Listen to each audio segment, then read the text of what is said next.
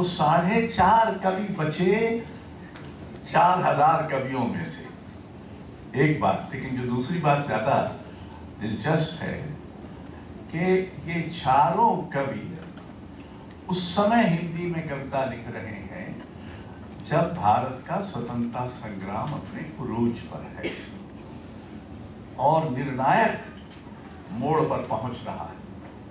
गांधी जी ने असहयोग आंदोलन शुरू कर दिया है, नमक सत्याग्रह हो चुका है और अंग्रेजी साम्राज्य का मुखर विरोध हो रहा है।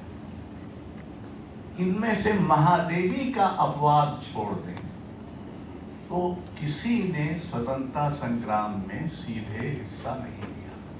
न निराला ने लिया, न पंत ने लिया, न प्रसाद ने लिया।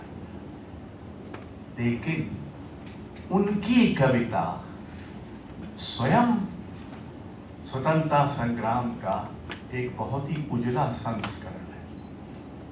सीधे सीधे वो स्वतंत्रता संग्राम के बारे में नहीं है, पर वो कविता में एक स्वतंत्र कल्प सृष्टि कर रहे हैं जो कि स्वतंत्रता का काम है, जो कि स्वतंत्रता संग्राम का लक्ष्य था। तो इस अर्थ में वो छायावाद को हम स्वतंत्रता संग्राम का प्रति इतिहास कह सकते हैं। कविता के लिए न तो कोई स्वर्ण युग होता है और न भस्म युग होता है।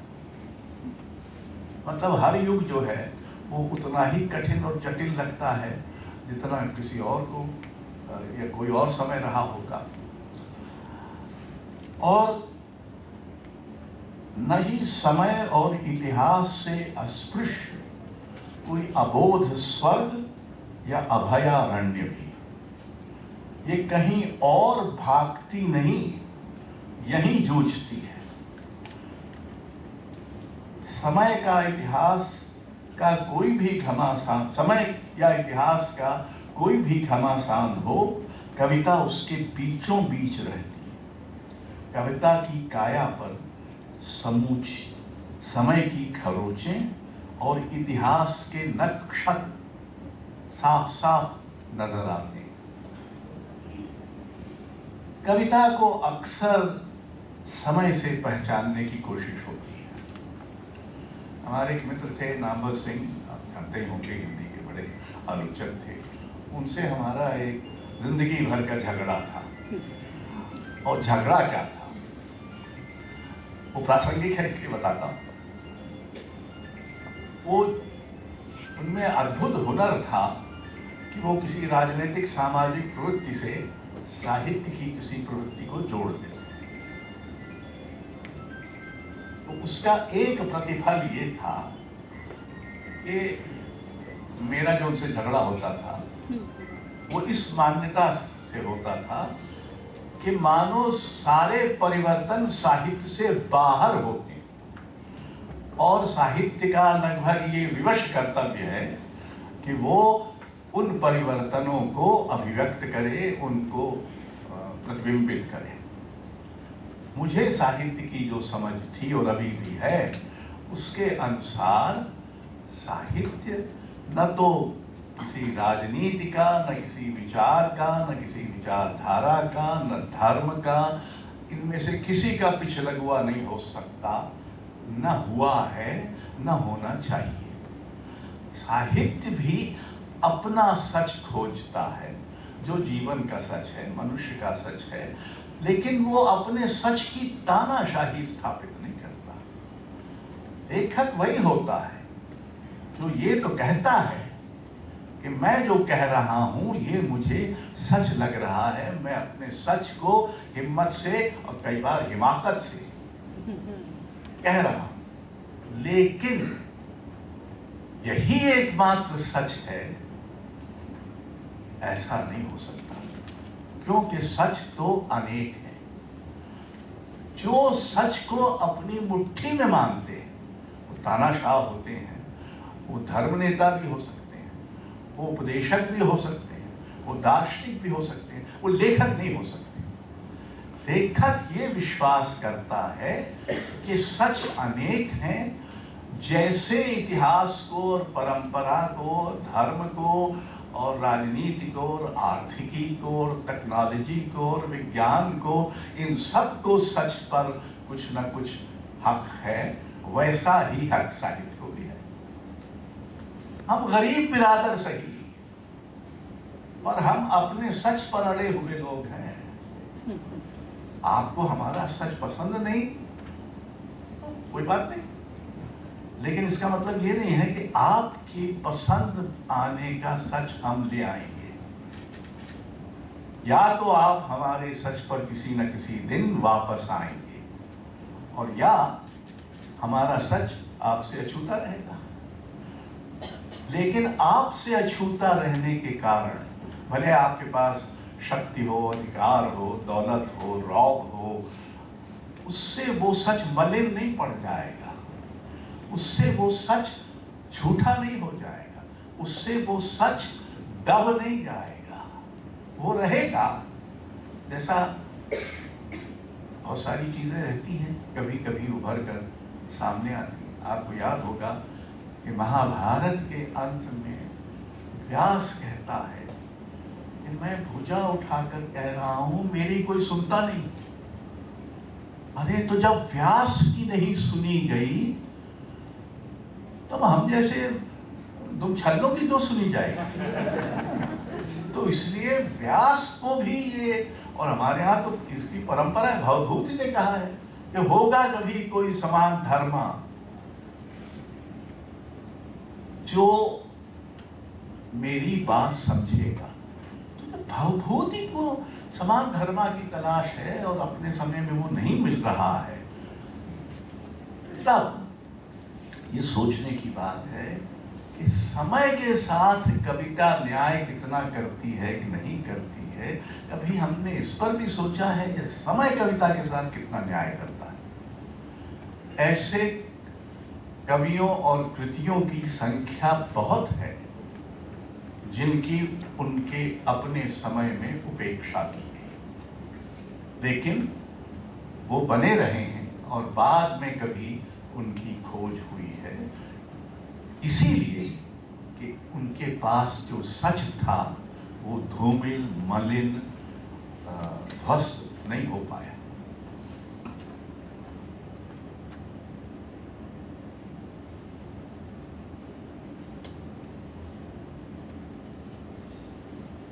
कविता की एक और विडंबना है, आप कहेंगे कि होती तो वो सच समय के अंदर है, लेकिन उसकी बेचैनी समय से पार जाने की। यानी वो अपने समय को संबोधित करते हुए भी उसके पार जाना चाहती। बड़ी कविता वही होती। महाभारत क्यों बड़ी कविता है? रामचरितमानस क्यों बड़ा काव्य है? इसलिए कि वो अपने समय में तो थे, पर अपने समय के पार भी जा सके। कालजयी शब्द का हम इस्तेमाल करते हैं, हिंदी में कालजयी कहते हैं, अंग्रेजी में जिसको क्लासिक कहते हैं। क्लासिक क्या है?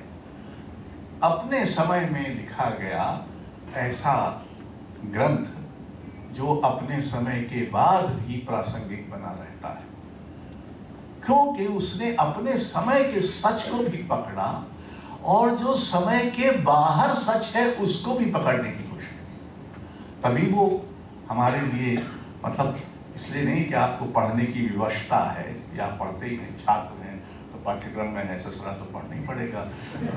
लेकिन अगर कोई कालजयी है और उस पर आप बार बार जाना चाहते हैं तो उसका कारण सोचना चाहिए कभी कभी, ऐसा क्यों है? इसलिए है कि हम और समय के अंदर और बाहर, समय में और समय के पार, ये कविता में ही होता है, ये राजनीति में भी नहीं होता। राजनीति जब बड़ी राजनीति होती है, जैसे महात्मा गांधी की राजनीति थी, तो फिर उसके जो अभिप्राय हैं वो समय के पार भी जीवित रहते हैं। सत्याग्रह, असहयोग आंदोलन, सविनय अवज्ञा, सिविल नाफरमानी, ये गांधी के औजार थे, ये गांधी की अवधारणाएं थी जो आज भी जीवित हैं। जब हम विरोध करना चाहेंगे तो हमें इनकी याद आती है। तो लेकिन ज्यादातर राजनीति और उसके लिए किए गए वो अनेक प्रपंच भंगुरी होते हैं, वो अपने समय में ही नष्ट हो जाते हैं, बाद में उनको कोई याद नहीं करता। तो इस मामले में कविता और राजनीति के संबंध को समझने की जरूरत है। हम सब एक समय में रहते हैं। सौभाग्य है या दुर्भाग्य है कि हम हैं इस समय, लेकिन हम में से हर एक की आकांक्षा इस समय से पार जाने की, वही हमें मनुष्य बनाता है। ये तो कीड़े भी रहते नहीं तो अपने ही समय में रहते हैं। हालांकि पता नहीं है कीड़ों के बारे में कि उनको भी शायद अपने समय से पार जाने की आकांक्षा होती रहेगी। हम तो मनुष्य के ही बारे में इतना कम जानते हैं, तो कीड़ों के बारे में क्या जानते हो। लेकिन कम से कम तर्क के लिए कहा जा सकता है कि क्योंकि मनुष्य एक सचेत प्राणी है, वो जिस समय में रहता है उस समय के पार भी जाना चाहता है। और कविता एक अर्थ में हमको समय के पार ले जाती है, वो दूसरे समय में भी ले आती है। आप सूरदास को पढ़ते हैं, मैं उनकी दो पंक्तियां बहुत मुझे प्रिय लगती हैं। प्रेम कविता है, और चूंकि यहाँ बहुत युवा लोग बैठे हैं और उम्मीद है कि अभी भी प्रेम करते होंगे और प्रेम करना कोई द्रोह इत्यादि नहीं माना जाता होगा, तो कविता है कि रहरी मानिनी कान न कीजिए। राधा से उनकी एक सखी कह रही है कि रहरी मानिनी कान न कीजिए, यह जोबन अजुरी को जल है, जो गोपाल मांगे क्यों दीजिए। अब सूरदास इस शताब्दी के कवि, लेकिन उनकी पंक्तियां आज भी प्रेम पर लागू होती हैं, किसी भी प्रेम पर लागू होंगी। और आप चाहें तो स्त्रीवादी दृष्टि से इसमें एक पौरुष के वर्चस्व का तत्व भी देख सकते हैं कि उससे कहा जा रहा है कि जैसा गोपाल मांगे वैसा दीजिए। तो ये राधा के स्त्रीत्व का एक तरह से की अवज्ञा है, वगैरह वगैरह। ये सब व्याख्याएं संभव है और उचित ही होंगी, लेकिन ये क्यों बचा रहता है? क्या है जो कविता में समय के पार बचा रहता है? मैं फिर गालिब की ओर जाता हूं। मुद्दा महना जौहरे तेग बसर चश्मे दीगर मालूम, ये तलवार की धार पर जो आभा है उसका सोर्स क्या है ये तो नहीं मालूम। जौहरे तेग बसर चश्मे दीगर मालूम, वो किस स्रोत से उसे ये धार की जो चमक है वो कहां से आई है ये मुझे नहीं पता। हूं मैं वो सब्जा कि जहराब उगाता है मुझे, लेकिन मैं वो हरा पौधा हूं जिसे जहर का पानी उगाता है। अब आप देखें कि गालिब हुए 19वीं सदी में और उनसे हम करीब 150 साल आगे आ चुके हैं, लेकिन अगर ये कोई कविता आपके सामने रखी जाएगी तो अपने समय में लिखी जाकर भी वो समय के पार बनी हुई है। क्यों बनी हुई है? क्योंकि वो अपने समय का अतिक्रमण करती है और हमें जीवन के बारे में, मनुष्य के बारे में, नियति के बारे में, हमारी स्थिति के बारे में कुछ ऐसा बताती है जो कविता के अलावा कोई और नहीं बता सकता।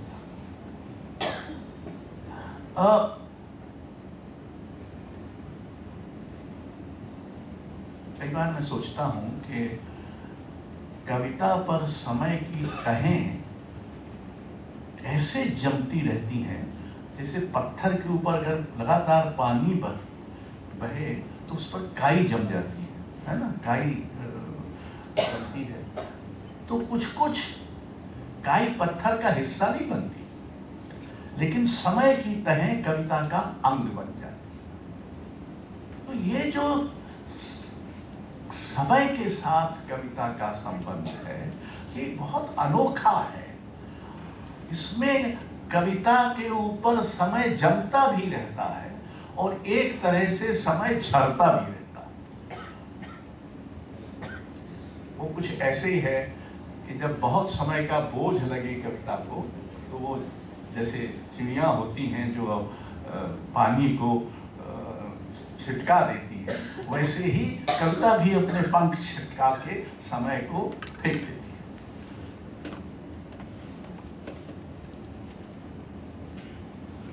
कविता समय से मुक्ति नहीं है,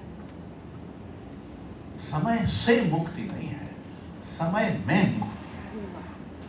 यानी वो समय में रहकर ही उससे मुक्त होने की चेष्टा करती है। आध्यात्मिक लोग जो होते हैं वो समय में नहीं रहना चाहते, वो समय से मुक्त होकर कोई किसी मुक्ति की कल्पना करते हैं। कल्पना अपनी जगह ठीक है, लेकिन कविता वो तो इस संसार, देखिए कविता तो संसार के अथक अनुराग से पैदा होती है। जो कवि इस संसार से अनुराग न करे, वो और बहुत सारे काम अच्छे करने को है, वो करना चाहिए उसको। कविता लिखने की कोई जरूरत नहीं। मैं जब 13 बरस का था, हमारे शहर में एक कवियों की गोष्ठी हो रही थी, और उस जमाने में और इस समय भी ऐसी हालत होती है कि ज़्यादातर कवि ही एक दूसरे को सुनते हैं। तो हम लोग तो बिल्कुल ही युवा थे, अज्ञात पुरुषील थे, तो हम लोग बैठे हुए थे। एक कवि अपनी कविता सुना रहा था, इतने में चाय के प्याले आ गए। उस समय ये कागज वागज के प्याले नहीं होते थे, वो बाकायदा खनकने वाले प्याले होते थे। तो जो अध्यक्ष महोदय थे, उनका ध्यान उस ओर चला गया। तो ये कवि जो था बहुत नाराज हुआ। उसने कहा, मैं आपको कविता सुना रहा हूँ, आपका ध्यान चाय के प्यालों पर है। तो हालांकि वो जो बुजुर्ग रात थे, वो अंग्रेजी वगैरह नहीं बोलते थे, लेकिन पता नहीं कहाँ से उनकी जीभ पर उस दिन अंग्रेजी की सरस्वती विराज गई। तो उन्होंने कहा, no no, poetry is good but tea is better. 13 बरस की उम्र में मुझे ये समझ में आ गया था कि मैं एक ऐसी दुनिया में प्रवेश करने जा रहा हूँ जिसमें मुझे हरचंद बताया जाएगा कि कविता से बेहतर बहुत सारे काम हैं। तुम किस मूर्खता में पड़े हो। तो इस मूर्खता के से बचने के लिए मैंने भारतीय प्रशासन सेवा में जाने का मेरी कोई इच्छा नहीं। मैं साहित्य का, विज्ञान का छात्र था, और आपको लगता है जितना फटीचर मैं उतना था नहीं। अव्वल मैंने कोई क्लास में कभी फर्स्ट डिवीजन में फर्स्ट से कम पाया नहीं। जब मैं विज्ञान पढ़ता था तब भी, जब मैं मानविकी में आ गया तब भी। लेकिन मैंने इसलिए प्रशासनिक सेवा में आना तय किया, अब ये कोई नहीं कह सकता मुझे कविता को करने की छूट मिलेगी।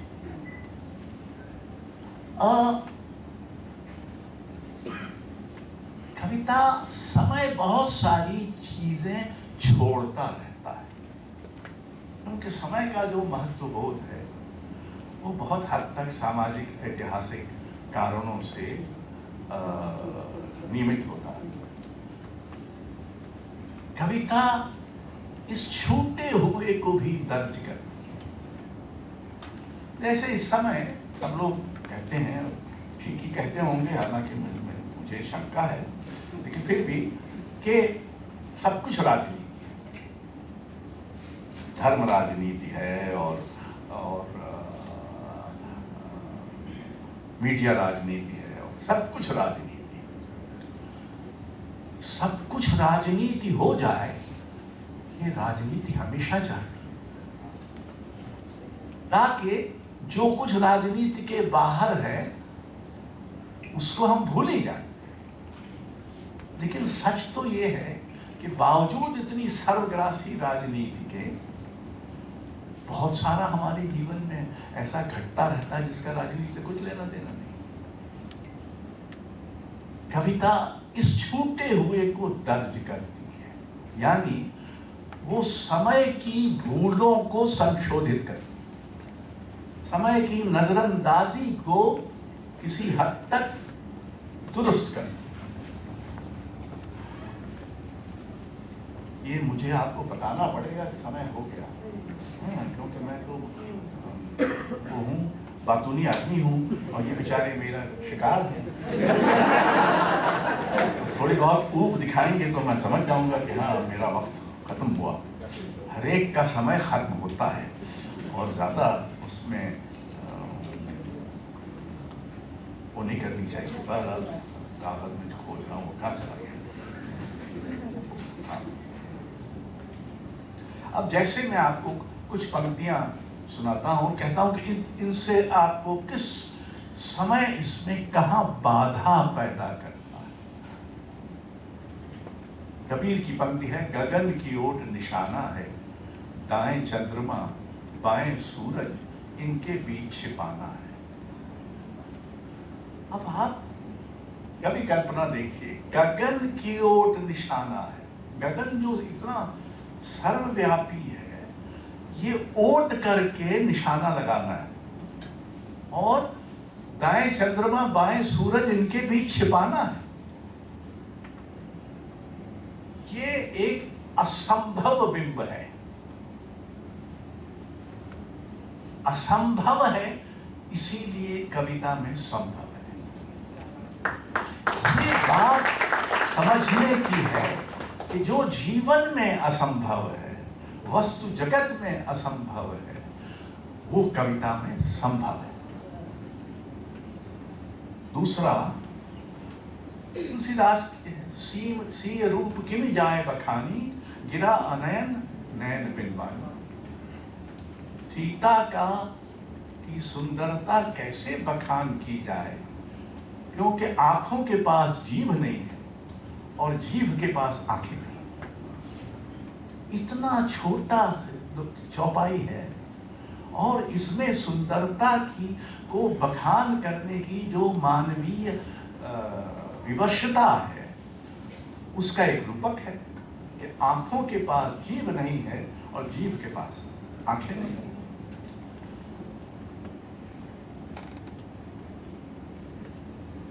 पंथ होने दो अपरिचित, प्राण रहने दो अकेला।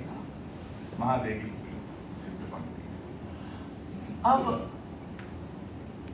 आज से 1000 वर्ष बाद भी अगर कोई इसको पढ़ेगा तो उसको ठीक समझ में आएगा कि हमेशा हम इस विकल्प के कगार पर होते हैं कि पंथ तो अपरिचित है और हम अकेले हैं, पर क्या हम उस पंथ पर चले हैं? मित्रों, दुनिया उन्हीं लोगों में बदली है जो अकेले पड़ जाने से कभी घबराए नहीं। जो लोग अपने साथ भजन कीर्तन मंडली लेके चलते हैं, वो जैसे भजन कीर्तन मंडली का लोप हो जाता है, वैसे ही उनका भी लोप हो जाता है। अकेले पड़ने से घबराना एक साहित्य विरोधी काम है। साहित्य के छात्रों को कम से कम इतना सबक साहित्य से लेना चाहिए कि अकेले पड़ जाने से घबराने की जरूरत नहीं। हमारे तो महाकवि ने कहा है कि ज्योति तो दक्ष ने क्यों ना आशे तो भी एकल चलो। अगर तुम्हारी पुकार पर कोई ना आए तब भी अकेला चलो। तो अकेला चलना, तो जब जब लोग अकेले चलेंगे और हर युग में चलेंगे, हर समय में चलेंगे, समय उनका साथ दे न दे तब भी चलेंगे, तब ये पंक्तियां के पंथ होने दो अपरिचित, प्राण रहने दो अकेला प्रासंगिक बनी रहेंगी। आह वेदना मिली विदाई, जयशंकर प्रसाद की पंक्ति है। ऐसे अवसर हमारी जिंदगी में तो हर तीसरे चौथे दिन आते हैं जब लगता है कि इस वेदना से हमको विदाई मिल रही।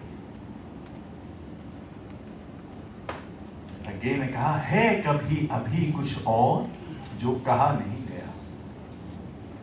अरे हमसे तो बहुत बड़े महाकवि हो चुके, वाल्मीकि हो चुके, व्यास हो चुके, तुलसी, कबीर, सूर, मीरा, ये सब हो चुके, गालिब मीर हो चुके, निराला और मुक्तिबोध और शमशेर और आज्ञे हो चुके, तो हमको अशोक वाजपेयी होने से क्या मिलने वाला है? एक तो ये भी क्या इतने बड़े बड़े हो चुके, अब तुम क्या कर लोगे? कविता ये आश्वस्त करती है कि फिर भी कुछ है जो कहा नहीं गया। बहुतों को ये भ्रम होता है, बहुतों को ये भ्रम होता है कि उनके पास कुछ ऐसा है जो पहले नहीं कहा गया। खासकर युवा लोगों को बहुत भ्रम होता है, क्योंकि उनको पहली बार प्रेम करते हैं तो उसे लगता है कि मैं ही संसार में पहला प्रेमी हूँ, और पहले जो भी कुछ होता है लगता है सब कुछ पहली बार हो रहा है। और ये अच्छा है, युवा होने का एक प्रमाण है कि आपको लगे कि सब कुछ पहली बार हो रहा है। लेकिन पढ़ने लिखने का एक सबक ये भी है कि आपको याद हो ये पहली बार नहीं है। अगले जमाने में कोई मीर भी था। एक पीली शाम पतझड़ का जरा अटका हुआ पत्ता, शमशेर जी की कविता है ये एक पंक्ति। अब आप जब भी किसी इस कविता को पढ़ने के बाद जब भी आप किसी पत्ते को झरता देखेंगे तो उसके साथ आपको ये याद आएगा। अव्वल तो कविता में पत्ते को झरना देखना आपको याद दिलाएगा कि पत्ता झरता है, क्योंकि आप तो यूं हम लोग निकल जाते हैं, इतने पत्ते झरते रहते हैं, कौन देखता है? लेकिन पत्ते का झरना भी एक घटना है। इसको दर्ज कौन करेगा? इतिहास नहीं करेगा, धर्म नहीं करेगा, अध्यात्म नहीं करेगा, विज्ञान नहीं करेगा, कविता करेगी। उसके लिए पत्ते का झरना भी एक घटना है जो भाषा के अंदर हो सकती है।